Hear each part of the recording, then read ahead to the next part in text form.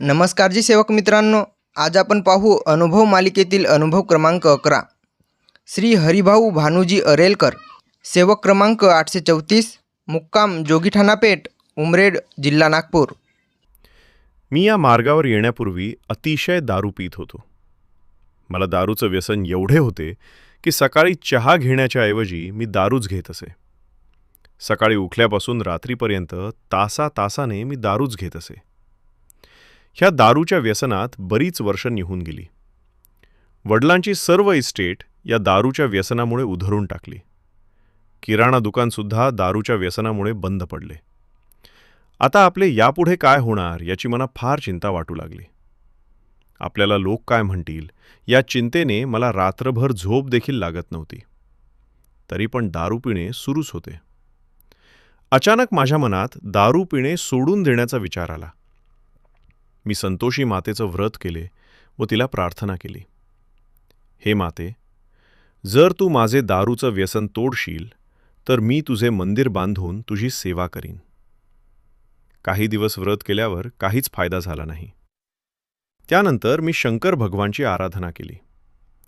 माझे दारू पिणे बंद होईल तर मी दर महिन्याला शिवरात्रीचा उपवास करीन असा संकल्प केला. पण त्यातही मला यश आले नाही.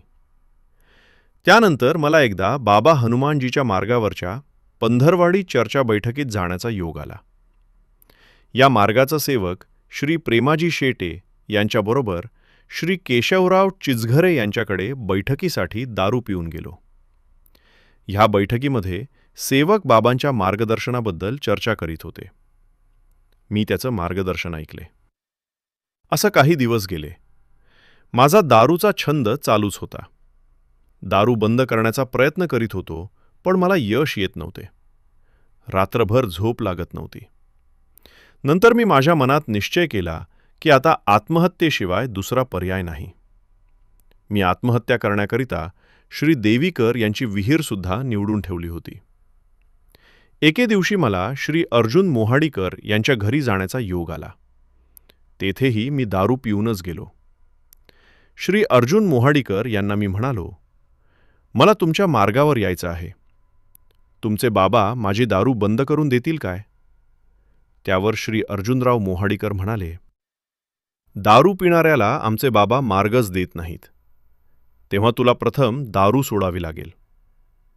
मी म्हणालो, माझी दारू कोणत्याच हालतीत सुटू शकत नाही. तेव्हा अर्जुन म्हणाले, तर मग तुला आमचे बाबा मार्ग देऊ शकणार नाही. त्यानंतर मी तिथून निघून गेलो. दुकानात जाऊन दारू पिऊनच घरी परत आलो. घरी आल्यावर हातपाय धुवून तिथे आमच्या घरी कुलदेवतेची पूजा करीत होतो. तिथे जाऊन सर्व फोटो काढून टाकले व म्हणालो, आजपासून मी कुलदेवतेची पूजा करणार नाही. आणि तिथेच बसून कापूर लावून भगवान बाबा हनुमानजीला मी विनंती केली, हे भगवान, दारू सुटावी यासाठी मी फार प्रयत्न करीत आहे, पण मला त्यात यश येत नाही. जस तुम्ही माझी दारू बंद करणार नाही तर मी ह्या गावातील सेवकांना व लोकांना हे भगवान खोटे आहेत व ते फसवतात अशी बदनामी करीन. जर ह्या मार्गावर सत्य भगवान आहे असे सेवक म्हणतात आणि खरोखरच जर सत्य भगवान असेल तर जेव्हा जेव्हा मी दारू पिण्याकरिता दुकानात जाईल तेव्हा तेव्हा मला दारूचा स्पर्शही होऊ देऊ नये. दुसऱ्या दिवशी सकाळी दारू पिण्याकरिता नित्याप्रमाणे दुकानात गेलो. दारूचा ग्लास हातात घेण्यासाठी समोर गेलो तर मला ओकारी होत आहे असं वाटले. मी थोडा वेळ बाहेर गेलो. पुन्हा ग्लास घेण्यासाठी दुकानात गेलो.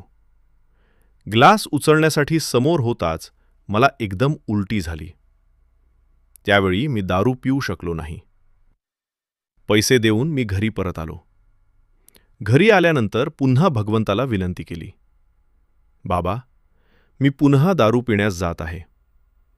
मी दुकानात जाण्यास निघालो, पण भगवान सत्य आहे.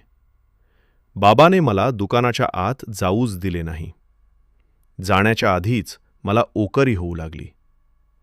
नंतर मी समजून गेलो की आता बाबांनी माझे दारू पिणे बंद करून दिले आहे. आणि त्या दिवसापासून मी एक भगवान बाबा हनुमानजीलाच मानू लागलो. असे 4 महिन्यापर्यंत मी स्वतःच आपल्या मनाने बाबा हनुमानजीच्या नावाने राहिलो.